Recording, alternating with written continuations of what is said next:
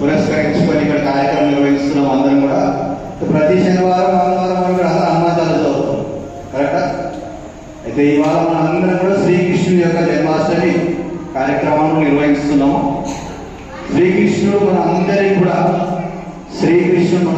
కూడా ఏదైతే మహాభారత ధర్మ గ్రంథాన్ని అందించిండో మనందరికి కూడా ధర్మ రక్షణ కోసం ధర్మం ఏ విధంగా ఉండాలి, మనందరం ఏ విధంగా మనం అందరం కూడా నడవాలని చెప్పేసి మొత్తం నేర్పించింది శ్రీకృష్ణ భగవాన్.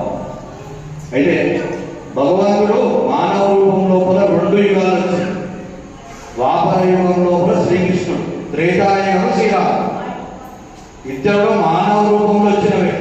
మనందరూ భగవంతుడు మానవ రూపంలో వచ్చి మనందరికి కూడా ఏ విధంగా ఉండాలి. శ్రీరాముడేమో ఆయన చేసిన మనందరం ఆదర్శ పురుషుడు శ్రీరాముడు తీసుకుంటాం. ఎందుకు? ఆయన ఏ విధంగా నడిచిందో మనం అందరం కూడా అదే విధంగా నడవాలి. శ్రీకృష్ణుడు అయితే మన గురువు, మనం ఏ విధంగా నడవాలో చెప్పాడు. శ్రీరాముడేమో చేసి చూపించాడు, శ్రీకృష్ణుడు మనకు అందరికి ఉపదేశించాడు మనందరం ఏ విధంగా ఉండాలి. మనందరికి కూడా ఇవాళ చాలా ముఖ్యమైన పర్వదినం మన హైందవ ధర్మం లోపల శ్రీకృష్ణ జన్మాష్టమి. ఎందుకంటే మనందరం కూడా వేదాలు చదవలేము, కానీ అంత సారాంశం భగవద్గీత.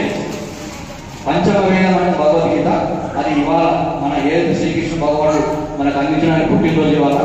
అదేవిధంగా విశ్వ హిందూ పరిషత్ కూడా ఇవాళ స్థాపించబడింది. 1964 లోపల ఎక్కడైతే శ్రీకృష్ణుడు మనందరూ కూడా ధర్మరక్షణ కోసం ఏదైతే విధంగా ఉన్నాడో ఈ యొక్క సంస్థ కూడా ఇవాళ 1964 లోపల మనందరి ధర్మరక్షణ కోసం అని చెప్పి స్థాపించబడింది విశ్వ హిందూ పరిషత్.